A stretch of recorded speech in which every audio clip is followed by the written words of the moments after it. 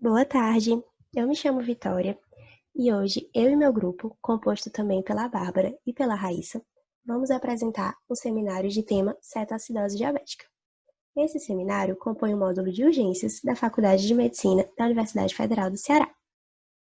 Nesse seminário, temos por objetivos, primeiro, apresentar um caso clínico e, a partir desse caso clínico, discutir algumas definições relevantes, além de falar um pouco da etiologia e fisiopatologia da cetoacidose diabética, bem como de manifestações clínicas características e exames complementares que devem ser pedidos tanto para abordagem diagnóstica quanto para definição terapêutica, além de falar de tratamento e complicações que podem advir do quadro.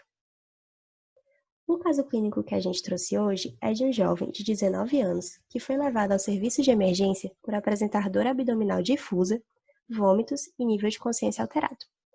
Os sintomas do paciente surgiram há vários dias, quando ele se queixou de gripe. Naquele momento, seus sintomas eram uma fadiga profunda, náusea, desconforto abdominal e aumento da frequência urinária. Hoje, ele foi encontrado na cama gemendo e irresponsivo. Sua história médica pregressa é irrelevante e atualmente ele não está tomando nenhuma medicação. Ao exame físico, o paciente mostrou-se pálido e doentio. Sua temperatura é de 36 graus, a frequência cardíaca está de 140 batimentos por minuto, a pressão arterial de 82 por 40 milímetros de mercúrio e a frequência respiratória de 40 incursões respiratórias por minuto. Ao exame da cabeça e pescoço, constatou-se que suas membranas mucosas estão ressecadas, os olhos estão fundos e seu hálito exala um odor incomum. Os pulmões estão bilateralmente limpos e percebe-se frequência e profundidade das respirações aumentadas. O exame cardíaco revelou a ocorrência de taquicardia e ausência de murmúrios, atritos ou galopes. O abdômen apresenta dor difusa à palpação, com ruídos hidroaéreos hipoativos e defesa muscular involuntária. O exame de toque retal resultou normal, a pele estava fria e ressecada, com diminuição do turgor. E ao exame neurológico, o paciente estava gemendo, sem déficits focais e conversava com coerência. Aqui destacamos o que há de mais importante nesse caso clínico, que é exatamente o que vai nos levar a pensar que se trata de um quadro de cetoacidose diabética. A saber, é um paciente jovem que, após alguns dias de um quadro gripal, procura o serviço de emergência com sinais e sintomas de depressão de volume, como taquicardia, hipotensão, mucosas ressecadas e olhos fundos, além de um ritmo respiratório que chama a atenção, um quadro abdominal um tanto quanto inespecífico e uma alteração de nível de consciência. Em relação aos exames complementares que temos desse paciente, ele apresenta uma contagem de leucócitos de 16.000 leucócitos por milímetro cúbico, níveis normais de hemoglobina, um sódio de 124 mEq por litro, um potássio de 3,4 mEq por litro, cloro de 98, bicarbonato de 6, ureia e creatinina levemente aumentadas, uma glicose sérica de 740 mg por decilitro, níveis séricos de amilase, bilirrubina, TGO, TGP e fosfatase alcalinas normais, além de um ECG que evidencia taquicardia sinusal e uma radiografia de tórax que não apresenta anormalidades. A partir desse caso clínico, vamos discutir com vocês qual o diagnóstico mais provável, qual a fisiopatologia dessa entidade nosológica, quais os contextos clínicos, sinais, sintomas e complicações dessa doença, quais são as alterações laboratoriais que ocorrem nessa entidade nosológica, se existe alguma classificação quanto ao grau de severidade e qual seria ela, quais medidas devem ser instituídas diante desse quadro e que cuidados deve-se ter em relação aos níveis de potássio sérico, além da compreensão da abordagem diagnóstica e terapêutica. Oi, gente, meu nome é Bárbara. E após esse comentário, né, sobre esse caso clínico que a Vitória acabou de fazer, para a gente poder discutir, esmiuçar e compreender melhor ele, a gente vai falar um pouquinho sobre a fisiopatologia da diabetes, assim como outras complicações que podem advir dela, certo? Então vamos lá. Para a gente compreender a diabetes, a gente tem que entender que existem hormônios que orquestram essas vias bioquímicas. E um dos principais hormônios que participam disso é a insulina. A insulina é um hormônio produzido nas células beta-pancreáticas. É responsável pela pronta captação, armazenamento e utilização de glicose por quase todos os tecidos do organismo, mas em especial pelos músculos, pelo tecido adiposo e pelo fígado. Então, quando o indivíduo ele se alimenta, os nutrientes, né, os carboidratos, lipídios, proteínas, eles são absorvidos e são quebrados, né, lá no fígado, e eles vão ser convertidos em glicose, certo? Essa glicose, essa glicemia aumentada no sangue, vai estimular o pâncreas a fazer exocitose da insulina que foi produzida pelas células beta-pancreáticas. Essa insulina vai ser responsável por sinalizar para as células que as células elas podem abrir, digamos assim, porteiras para a glicose entrar. Então, a gente entende a insulina como hormônio fundamental para a utilização da energia que a gente consome dos alimentos para podermos utilizar, seja em atividade, seja no músculo, seja pelos nossos neurônios, seja para qualquer atividade, certo? Só que é o seguinte, quando a gente consome a quantidade maior do que é necessária, esse hormônio vai agir no sentido de armazenar. A gente vai transformar isso em tecido adiposo, em glicogênio. Então, a gente entende a insulina como hormônio de anabolismo, certo? E ele tem uma função de inibição da lipase hormônio sensível, ou seja, ele também inibe a lipólise. Como a gente pode ver aqui nesse esquema, o alimento ele é consumido, certo? Isso vai estimular, como eu já falei, né, o pâncreas, a célula beta produzir insulina, e o fígado vai absorver a glicose e armazenar na forma de glicogênio, né, aquilo que a gente não vai utilizar.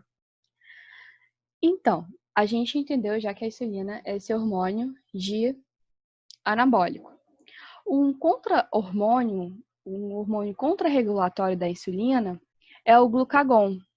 O glucagon ele tem a função de aumentar a glicemia sanguínea, aumentar a quantidade de glicose disponível quando essa glicose está baixa. Como é que ele faz isso? Como é que o glucagon ele consegue aumentar essa glicose? Ele vai estimular as vias metabólicas de quebra. Ele vai pegar tudo o glicogênio que a gente armazenou, o tecido adiposo que a gente tem, e vai fazer com que isso se transforme em energia novamente. Então, você vê que a insulina é o hormônio de construção, de anabolismo, e o glucagon é o hormônio de quebra. Ele vai catabolizar. Esse é o primeiro ponto, certo? Segundo ponto, vamos lá. Vamos entender um pouquinho a diferença entre diabetes tipo 1 e o diabetes tipo 2. O diabetes tipo 1, ele é caracterizado pela destruição das células beta das ilhotas de Langerhans. Por algum motivo, seja por uma doença autoimune, seja por uma pancreatite, seja por uma outra doença que acometa o pâncreas, mas normalmente os livros falam a respeito de uma doença autoimune, das células beta-pancreáticas, o organismo não reconhecer elas como do organismo, por ela ter algum tipo de antígeno, e vai promover a destruição dessas células beta-pancreáticas. E aí a pessoa não vai mais produzir insulina. Não produzindo insulina, ela vai chegar a ter o diabetes tipo 1, certo? Então, como a gente pode ver nesse gráfico aqui, isso não ocorre de uma maneira, às vezes, abrupta, certo? Existem também fatores genéticos que podem estar envolvidos. Existe algum evento precipitante que faz com que a pessoa destrua, faça alguma doença autoimune, seja viral ou outras. E vai ter anomalias imunológicas manifestas. Isso vai ter uma liberação normal de insulina por enquanto, porque isso não vai ser uma coisa abrupta. Isso vai causando destruição aos poucos, né? E vai ter uma perda progressiva da liberação de insulina, e vai chegar um ponto que essa diabetes vai se realmente manifestar. E às vezes se manifesta já com algum tipo de complicação. Certo? Então guardem. Diabetes tipo 1 tem destruição das células beta de ilhotas de Langerhans e há uma ausência de insulina quase completa. Certo. Aqui é um esquema, né, do Robbins, que mostra o que acontece quando há deficiência de insulina. Algumas células não conseguem a arrecadar a glicose, né, que foi produzida e acabam indo para outras vias para conseguir energia, como é o caso da gliconeogênese e da cetogênese. E as complicações a gente vai abordar um pouquinho mais lá na frente. Então, já a diabetes tipo 2, ela é bem diferente da do tipo 1. O que acontece na diabetes tipo 2? Há uma redução da capacidade dos tecidos periféricos de responderem à insulina. Ou seja, não é um problema lá no pâncreas, que ele não está. As células estão com deterioração e elas não estão conseguindo produzir insulina. É o tecido periférico que não corresponde à sinalização. A insulina vai lá, se liga no receptor para ela abrir a porteira da glicose e ela não responde. Mas por que acontece isso? Porque há um excesso de ácidos graxos livres na pessoa que tem obesidade. A diabetes tipo 2, ela é conhecida por acontecer em pessoas que têm obesidade de longa data. E ela está muito relacionada aos fatores de estilo de vida, né? Sedentarismo, má alimentação. Existe uma questão de predisposição genética, mas o que mais conta são o estilo de vida da pessoa, a obesidade. A pessoa que é obesa, ela tem um excesso de ácidos graxos livres. E esse excesso de ácido graxo livre circulante, ele vai se depositar nos órgãos e vai ocasionar uma gordura assim visceral. Os triglicerídeos intracelulares e os produtos do metabolismo dos ácidos graxos, eles são muito potentes e inibem a sinalização insulínica e resultam em estado de resistência insulínica adquirida. É devido a eles que esse tecido periférico não vai responder, certo? Então, como o pâncreas ele interpreta essa resistência insulínica, como o pâncreas reage a essa falta de entrada de glicose das células? O pâncreas entende que ele vai ter que produzir mais insulina ainda e vai ocasionar hiperplasia compensatória das células beta-pancreáticas. Para suprir essa necessidade de insulina, ele vai se hiperplasiar para tentar fazer com que a glicose sanguínea fique em índices normais. Só que vai ter um momento que ele não vai conseguir compensar mais e vai acontecer que essas células beta-pancreáticas vão se exaurir. E aí sim a diabetes vai se instalar, que é a falência primária das células beta-pancreáticas, né? Devido a essa questão de ela não conseguir mais compensar e conseguir a normoglicemia. Então vamos lá. A diabetes tipo 1 é diferente da 2, a 1 essa destruição autoimune, né, das células beta, e a do tipo 2 é essa resistência insulínica periférica devido à obesidade, basicamente. E aqui a gente tem um quadro, né, que é do Robbins, que diferencia, né, a clínica genética, a patogenia e a patologia da diabetes do tipo 1 e da do tipo 2, que vocês podem dar uma pausa para ler e para refletir sobre. Bom, quais são as consequências do aumento da concentração da glicose sanguínea? Vai ter 4 pontos principais em relação ao aumento da glicose sanguínea contínua, né? O primeiro ponto é: a glicose contribui de forma importante para a pressão osmótica no líquido extracelular. E se a concentração da glicose aumentar para valores excessivos, isso pode provocar considerável desidratação celular. A hiperglicemia, ela vai fazer com que a água que esteja no meio intracelular vá para o meio extracelular devido à sua ação osmótica. E com essa desidratação da célula, vai também eletrólitos, como sódio, potássio.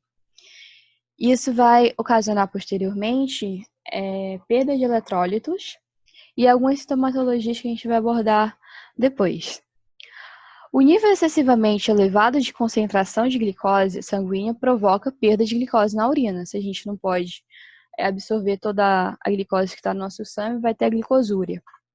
A perda de glicose na urina também provoca diurese osmótica pelos rins, que pode depletar o organismo de seus líquidos e eletrólitos, devido à estação osmótica.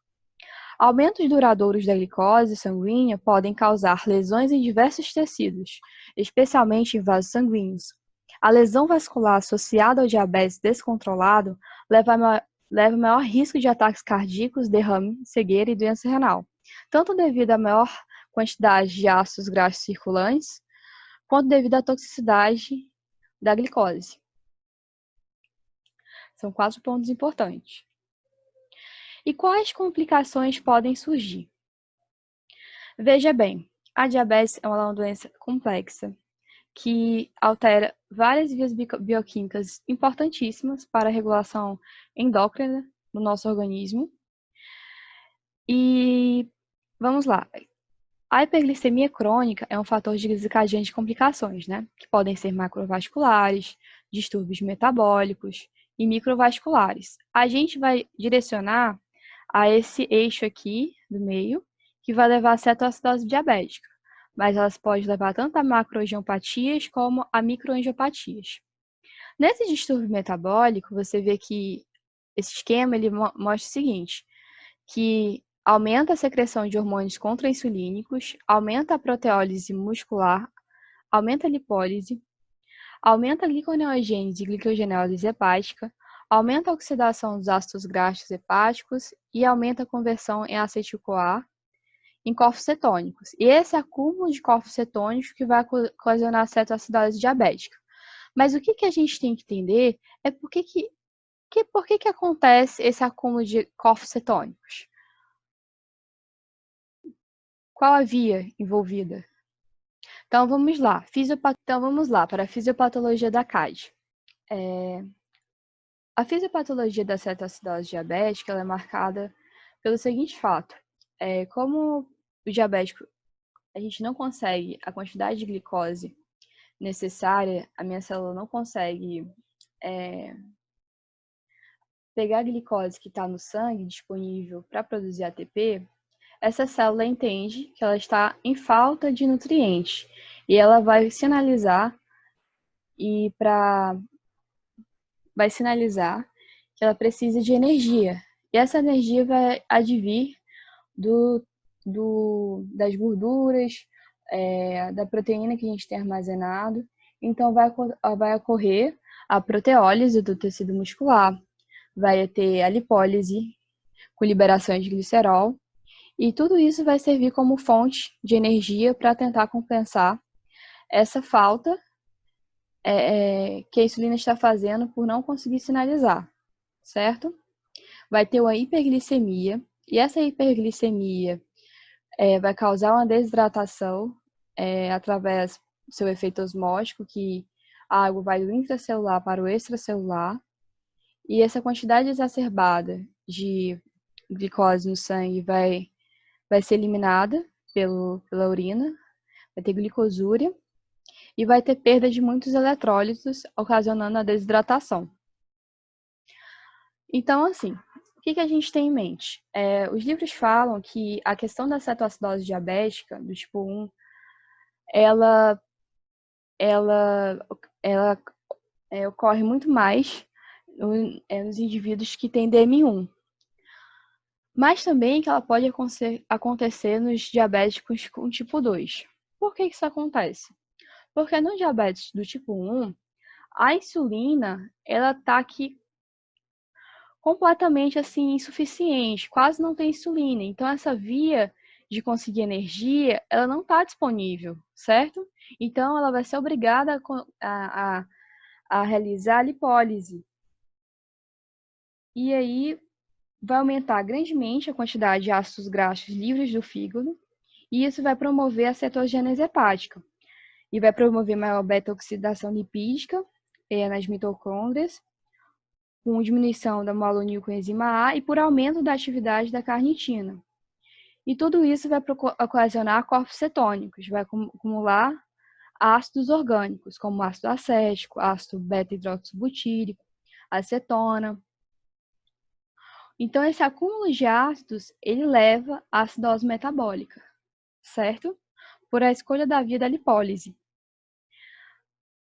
Já uma pessoa que tem diabetes tipo 2, por mais que ela tenha, às vezes, uma deficiência de insulina, essa deficiência de insulina ela não é total.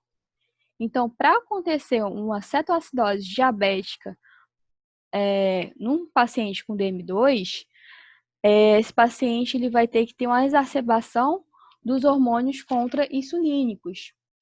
A cetoacidose ela só acontecerá quando tem muito excesso de hormônio contrarregulatório, como cortisol, GH, glucagon, e esses hormônios vão se elevar devido à presença de algum tipo de infecção, certo? Como uma pneumonia, uma infecção de extrato urinário, um sepse, um pé diabético.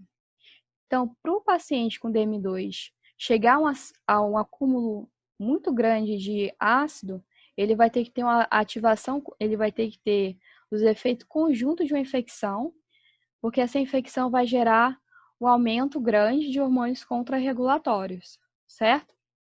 Então tá. Então vai ter, como você vê aqui nesse esquema, a gente tem uma tentativa de produção de energia de várias vias, através da lipólise, através da proteólise, através da via de carboidratos. Isso vai causar, por exemplo, hiperglicemia, glicosúria. Essa glicosúria vai ter desidratação celular. Essa desidratação intracelular pode gerar uma diminuição da consciência.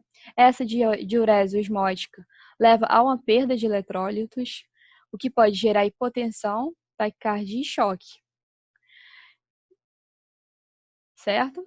E essa lipólise faz cetose, que leva à acidose, que vai gerar uma tentativa de compensação dessa acidose através da hiperventilação, e essa perda de água também vai causar uma desidratação. Então, o quadro de uma cetoacidose diabética é devido a essa alteração da via bioquímica na tentativa de adquirir energia.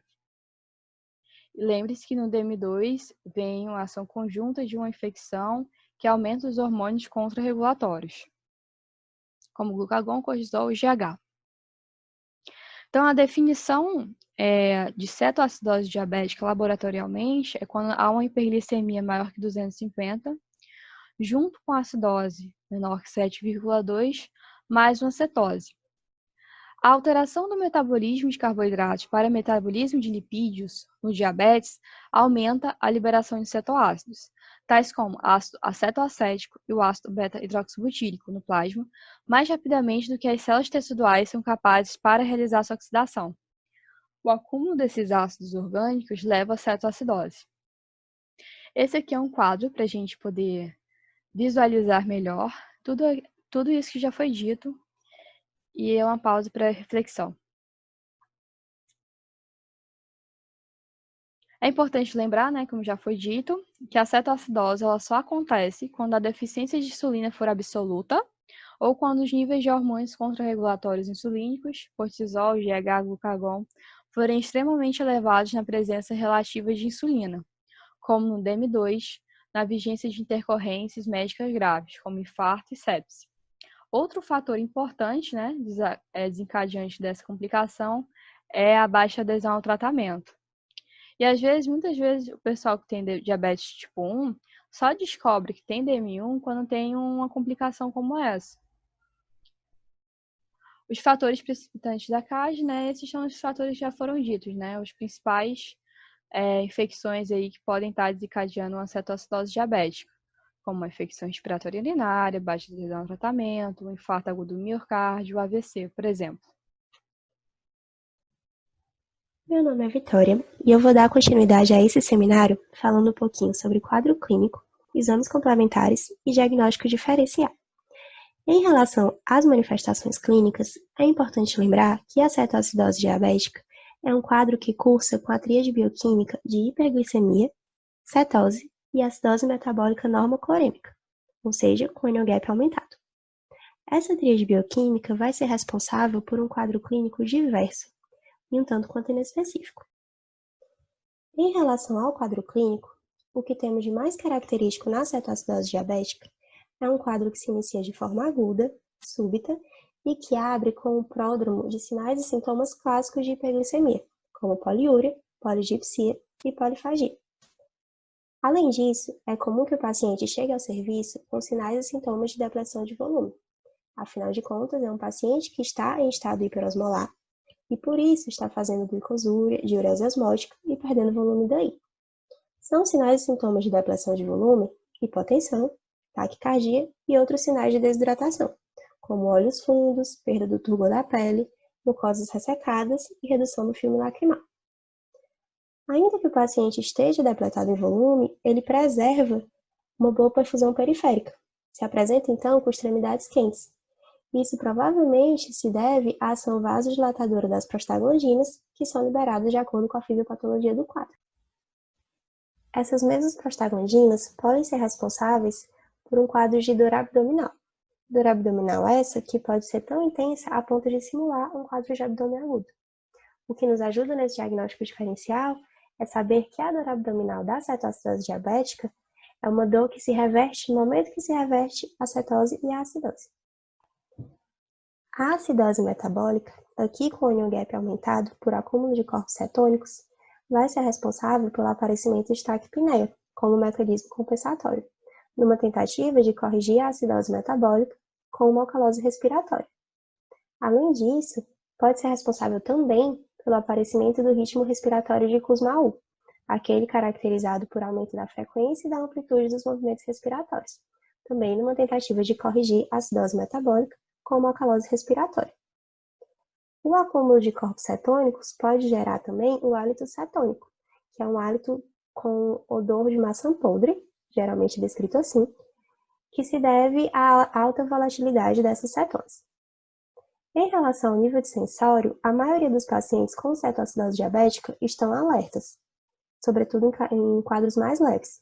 No entanto, 20% em quadros mais graves podem se apresentar com alteração do nível de consciência, sobretudo devido à hiperosmolaridade. Além disso, podem se apresentar também manifestações clínicas da condição que precipitou a cetoacidose diabética. Em relação aos exames complementares, diante de uma suspeita de cetoacidose diabética, devemos pedir um hemograma completo, que pode mostrar uma leucocitose com desvio à esquerda, sem que necessariamente isso indique uma infecção. No entanto, leucocitoses muito acentuadas não podem isoladamente ser atribuídas à cetoacidose diabética, devendo-se então pesquisar um foco infeccioso, que pode inclusive ter sido o fator desencadeante do quadro. Além disso, a glicemia deve ser medida e estará elevada. A hemoglobina glicada é importante, pois vai nos dar uma noção de como estava esse paciente nos últimos 3 meses, se era um paciente que já havia mal controlado e descompensou nesse contexto, ou se era um paciente que vinha bem controlado e descompensou por algum motivo. A gasometria arterial é importante, pois vai nos diagnosticar a acidose metabólica com onion gap aumentado. Eletrólitos devem ser pedidos, sobretudo sódio, potássio, cloro e fósforo. Aqui é importante falar um pouquinho sobre pseudohiponatremia e sobre o mecanismo de shift de potássio. Em relação à pseudohiponatremia, é importante lembrar que o sódio é o principal íon extracelular. Diante de um contexto de hiperosmolaridade, é fácil de entender que a água vai sair do intracelular para o extracelular, fazendo com que aquele sódio ali presente seja diluído, causando essa pseudohiponatremia, que nada mais é do que uma hiponatremia dilucional. Em relação ao shift de potássio, é importante lembrar que o potássio ele é o principal íon intracelular. Num quadro de cetoacidose diabética, em que há intensa perda de potássio por excreção urinária, na diurese osmótica, esse potássio, originalmente intracelular, vai para o extracelular. E esse potássio agora extracelular consegue, muitas vezes, mascarar a perda real de potássio. Então, a perda de potássio do paciente é muitas vezes maior do que os níveis de potássio que a gente detecta nos exames laboratoriais. É importante entender esse mecanismo, pois ele vai ditar lá na frente o tratamento, a hora de repor a insulina, se antes ou depois da correção do potássio. Além dos eletrólitos, é importante pedir a urina tipo 1, sumário de urina, que vai nos revelar a glicosúria. A cetonemia ela é preferida se possível, em relação à cetonúria, pois ela vai conseguir medir os 3 corpos cetônicos. Mas, se não for possível fazer o exame de cetonemia, se aceita uma cetonúria fortemente positiva como critério diagnóstico de cetoacidose diabética, a limitação da cetonúria é não medir o corpo cetônico mais encontrado no quadro de cetoacidose diabética. No entanto, a cetonúria é positiva na maior parte dos quadros de cetoacidose diabética e cetonúria negativa pode descartar o caso em quase 100% das vezes. Além disso, é importante pedir um eletrocardiograma, tanto para pesquisar isquemia, por exemplo, como fator desencadeante, quanto para monitorizar complicações de distúrbios hidroeletrolíticos, como a hipocalemia, que eu falei. A radiografia de tórax é importante na pesquisa de um possível foco infeccioso que tenha desencadeado o quadro. Os triglicerídeos costumam estar muito elevados nesses quadros, afinal de contas, vai haver uma redução da insulina com aumento de hormônios contrarreguladores que vão ser responsáveis por uma lipólise e liberação de ácidos graxos livres. Amilase e CPK podem estar elevados e outros exames podem ser pedidos conforme a suspeita clínica do quadro desencadeante. Em relação ao efeito que eu falei de pseudohiponatremia, é importante que a gente tente corrigir esse nível de sódio para os níveis reais de sódio do paciente. E a gente faz isso a partir dessa fórmula que leva em consideração o sódio dosado e a glicemia do paciente no momento. A importância de corrigir o sódio é que a gente usa esse valor de sódio corrigido para calcular a osmolaridade efetiva do paciente, sabendo que as molaridades elevadas podem estar relacionadas a alterações do nível de consciência. Vimos, então, que um paciente com cetoacidose diabética pode apresentar um quadro clínico um tanto quanto inespecífico, mas que apresenta um quadro laboratorial bem característico da doença. E é a partir desses achados laboratoriais que vamos conseguir classificar o quadro de cetoacidose diabética em leve, moderada ou grave. Nas 3 categorias, a glicemia vai estar sempre elevada, acima de 250. A cetonúria e a cetonemia também vão ser sempre positivas, e a osmolaridade é variável nas 3 categorias. Mas em relação ao pH arterial, na cetoacidose diabética leve, ele vai estar de até 7,25, o bicarbonato já reduzido, de 15 a 18, lembrando que os valores de referência do bicarbonato são ali de 22 a 26. O anion gap vai estar aumentado, acima de 10, e geralmente o paciente se apresenta alerta. Na cetoacidose diabética moderada, o pH já pode chegar a níveis de 7, valores de 7. O bicarbonato cai um pouco mais, chegando a 10. O anion gap aumenta para valores acima de 12 e o paciente já pode se apresentar sonolento. Na cetoacidose diabética grave, o pH é menor do que 7, o bicarbonato menor do que 10, o anion gap também é maior do que 12 e o paciente já pode se apresentar em coma. Com relação ao diagnóstico diferencial da cetoacidose diabética, temos que lembrar de outros quadros de cetoacidoses que não têm hiperglicemia, ou quadros de hiperglicemia e cetose, mas sem acidose, quadros também de acidoses com anion gap elevado, e outros quadros de estados hiperosmolares. Em relação à cetoacidose sem hiperglicemia, podemos lembrar da cetoacidose alcoólica, do jejum prolongado, geralmente maior que 3 dias, ou da cetoacidose euglicêmica. Em relação à hiperglicemia e cetose sem acidose, temos a cetose diabética, que é uma fase prévia à cetoacidose diabética. Em relação a outras acidoses normoclorêmicas, temos a acidose lática, insuficiência renal aguda ou intoxicação por ácidos, como ácido acetil salicílico, metanol, etileno glicol e paraldeído. E, em relação a outros estados hiperosmolares, devemos lembrar do estado hiperosmolar hiperglicêmico, esse aqui sendo exclusivo do diabetes tipo 2, desidratação intensa e diabetes insípidos. Oi pessoal, me chamo Raíssa e vou falar um pouquinho sobre o tratamento.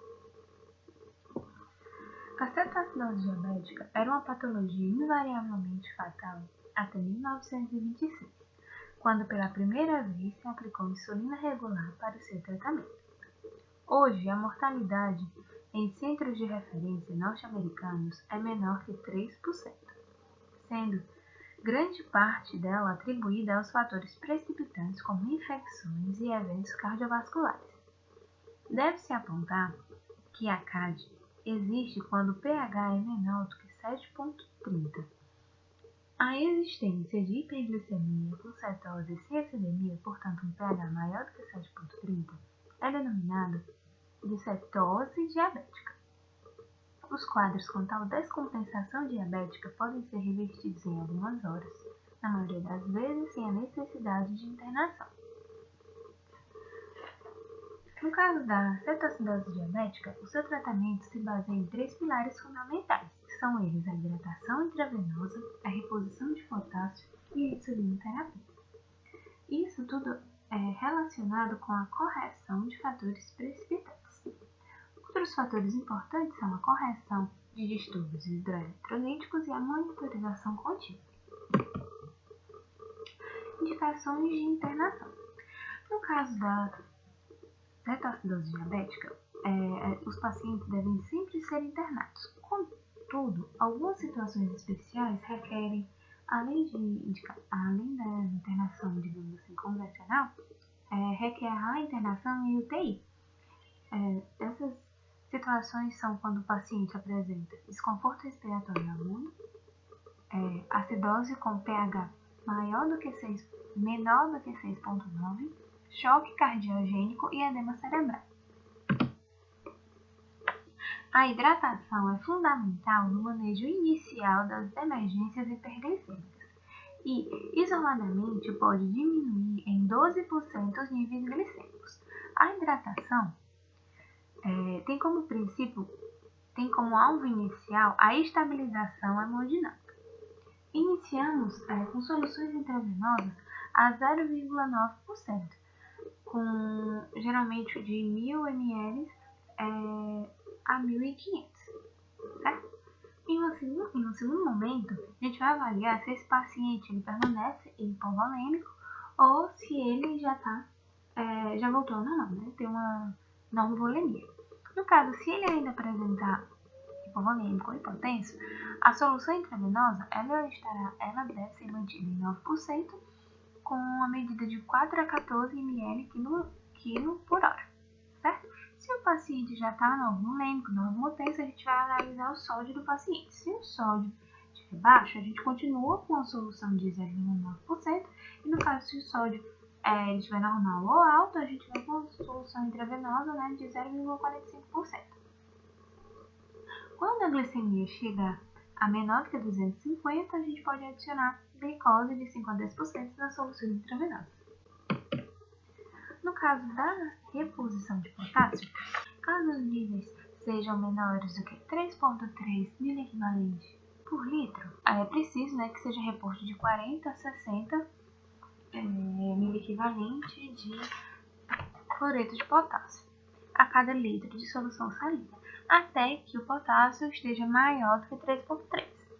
Enquanto o potássio estiver entre 3,3 e 5,5, é necessário repor de 20 a 30 miliequivalentes de cloreto de potássio a cada litro de solução salina. E se o paciente estiver com potássio maior do que 5,5, você não precisa repor potássio. Sobre a insulina, se o paciente apresentar um potássio menor do que 3,3, você não pode introduzir insulina nesse paciente. No caso, se ele estiver usando, você vai precisar suspender a insulina desse paciente. Vou falar um pouquinho agora sobre a insulinoterapia. No tratamento emergencial, deve-se utilizar apenas insulinas de ação rápida, como a regular ou eventualmente análogos como a Lispro ou Aspart. No caso de cetoacidose diabética moderada, grave ou em casos leves com depressão de volume, a insulina regular deve ser administrada na forma de infusão contínua intravenosa. A insulinoterapia é realizada concomitantemente à hidratação intravenosa, exceto quando o paciente apresenta hipocalemia, como eu falei no slide anterior. Se o paciente apresentar um potássio menor que 3,3, você precisa repor esse potássio para depois você iniciar uma insulinoterapia nesse paciente, porque isso pode agravar o distúrbio hidroeletrolítico já instaurado nesse paciente. Vamos lá, como é que você repõe insulina no paciente? Geralmente eu coloco um bolus inicial de 0,15 unidades por quilo e depois uma infusão contínua intravenosa de 0,1 unidade de quilowatt. Pronto. Depois disso, você vai analisar se houve uma queda da glicemia e de quanto foi essa queda. Se a queda foi menor do que 50, você tem que dobrar a velocidade de infusão desse paciente. Se a queda da glicemia for entre 50 e 80, você mantém a infusão até a glicemia chegar em 250. E se a queda da glicemia for maior do que 80, você reduz a velocidade de infusão à metade. Pronto. Continuando. Quando a glicemia chegar a menos do que 250, você reduz a velocidade de infusão à metade e mantém a insulina intravenosa até o pH esteja maior do que 7,3. Vou falar um pouquinho sobre a reposição de bicarbonato. O uso de bicarbonato de sódio para a correção da acidose na CAD é um pouco controverso. Existem vários estudos que falam que a conduta é meio controversa de repor bicarbonato nos pacientes no pH inicial de 6,9 a 7,1. No entanto, o bicarbonato pode ser uma medida prudente a pacientes com risco de complicações, como depressão miocárdica e choque, pela acidose grave ou hipercalemia. Por esse motivo, a ADA, American Diabetes Association, recomenda repor bicarbonato em pacientes com pH menor do que 6,9, geralmente numa dose de 100 ml equivalente de bicarbonato em 2 horas, certo? Agora, a Sociedade Brasileira de Diabetes, ela já recomenda, além dessa medida, a reposição quando estiver entre 6,9 e 7,1, com uma dose de 50 ml equivalente em 1 hora. E no caso, se o paciente estiver acima de 7,1, é um consenso que não repõe bicarbonato nesses pacientes. E nos pacientes em que vai ter uma reposição de bicarbonato, é necessário repetir a cada 2 horas os exames até que o pH, esteja maior do que 7. Fala um pouquinho sobre a reposição do fósforo. Ela só é indicada em pacientes com as seguintes condições: disfunção cardíaca grave, arritmias, fraqueza muscular, insuficiência respiratória, rabdomiólise e anemia significativa, além de uma concentração sérica maior do que 1 ml equivalente por litro. Quando indicada a reposição, é realizada com 25 ml equivalente de fosfato de potássio, que repõe além de um fósforo também o potássio, substituindo a solução de cloreto de potássio. Por fim, e não menos importante, deve-se lembrar de sempre procurar corrigir o fator precipitante da emergência hiperglicêmica. No caso de, por exemplo, outros eletrônicos, como cálcio, magnésio e sérico, podem estar reduzidos também na CAD, mas não existem evidências de que a sua reposição rotineira gere algum benefício, portanto, raramente são utilizados. Falar um pouquinho agora sobre critérios de resolução. A insulinoterapia intensiva, a hidratação e a reposição de potássio devem ser mantidas até o paciente atingir as metas de tratamento, que são essas representadas nesse quadro vermelho, que é um pH maior ou igual a 7,3, um bicarbonato maior ou igual a 18 e uma glicemia menor ou igual a 200. Outros critérios que ajudam a estabelecer a resolução do episódio de cetoacidose diabética são o NO-GAP maior ou igual a 12 e o paciente hidratado, alerta e com bom estado geral. Vou falar um pouquinho sobre as complicações. A hipoglicemia é a principal complicação do tratamento de cetoacidose, por isso há a necessidade de verificação da glicemia capilar de hora em hora, até a correção da cetoacidose diabética. A hipocalemia e suas complicações também podem aparecer após a instituição do tratamento com insulina. O desenvolvimento de síndrome de desconforto respiratório no adulto pode ocorrer principalmente com a utilização de soluções colóides para a recuperação da pressão arterial do paciente. A distensão gástrica aguda também pode ocorrer, sendo inclusive indicação para internação em ambiente de terapia intensiva. Representa uma complicação de neuropatia autonômica, sendo um extremo da gastroparesia diabética.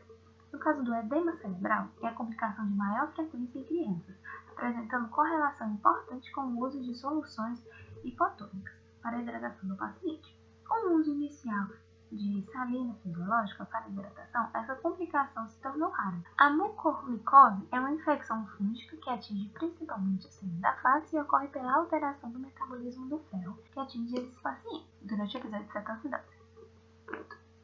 Outras complicações também podem acontecer, como o tromboembolismo pulmonar. Ele é frequente no estado de hiperosmolaridade, mas raramente ocorre em pacientes somente com cetoacidose diabética. A alcalose metabólica paradoxal pode ainda ocorrer durante o tratamento, assim como a sobrecarga de volume, principalmente nos pacientes cardiopatas, sendo importante salientar que a terapêutica adequada pode prevenir a maioria dessas complicações. Então, em resumo, se a gente fizer tudo direitinho com o paciente, tratar ele com a terapêutica adequada, na medida do possível a gente pode evitar essas complicações, né? Por isso que é muito importante a monitorização desse paciente. Continuando falando aqui um pouquinho sobre o prognóstico. A mortalidade associada à CAD é em cerca de 5 a 9%. E menos de 5% em centros de excelência, importante salientar. O prognóstico é pior em idosos, gestantes, pacientes com múltiplas comorbidades e quando a coma ou a hipotensão estão presentes. A cetoacidose diabética é a principal causa de morte entre diabéticos com menos de 20 anos. Meu nome é Vitória e eu trouxe de volta o caso clínico para que a gente consiga identificar nesse caso tudo o que foi dito durante a apresentação. Agora entendemos melhor que foi um paciente que iniciou um quadro agudo de dias logo após um quadro gripal, que aqui pode ter funcionado como fator desencadeante da cetoacidose diabética. É um paciente que iniciou o quadro com aumento da frequência urinária, com poliúria, que é um sintoma clássico de hiperglicemia. Além disso, o paciente chega ao serviço com sinais e sintomas de depressão de volume, como taquicardia, hipotensão, mucosas ressecadas e olhos fundos. Tem também taquipneia e respiração de Kussmaul, aqui descrita como uma respiração de frequência e profundidade das respirações aumentadas. Lembrando que esses dois sinais vêm como resposta à acidose metabólica. Além disso, o paciente apresenta um quadro abdominal, de dor abdominal, provavelmente devido à ação das prostaglandinas.